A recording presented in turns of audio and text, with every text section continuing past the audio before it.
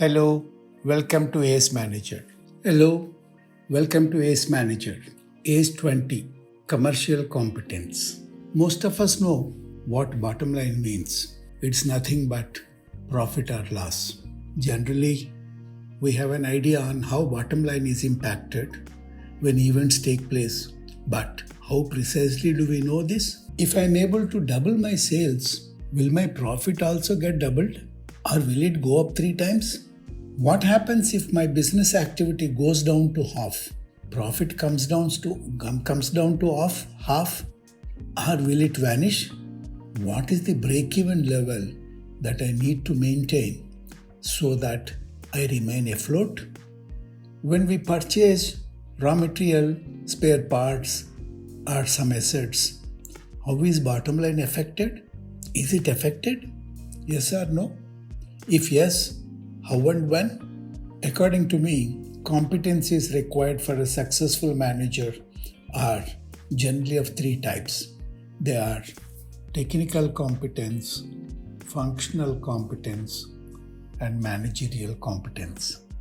Technical competence is based on the professional qualification acquired by a manager, be it engineering, architecture, accountancy, or any other.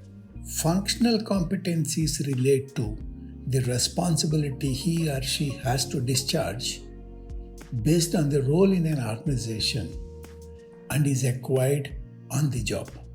Managerial competence refers to the basic elements of management like planning, organizing, coordinating, and controlling. These are acquired to some extent through MBA programs from reputed institutions and also on the job or through training programs in an organization. I would like to add one more competency to these 3 competencies. I would like to call it commercial competence. Actions or inactions of a manager ultimately impact the bottom line of the organization as profit or loss. Ability to visualize impact of operations on the bottom line and measuring them in terms of money is equally important as a competency for each manager. It may not get much formal attention or training except through real life situations for gaining desired clarity. When I visited Dubai on my first overseas travel quite long time ago, I realized the relevance of 2 different currencies and their exchange mechanism, though I was aware of them earlier. As I saw a display at a restaurant of how much a food item would cost in local currency, my mind involuntarily translated it into Indian rupees to get a better feel.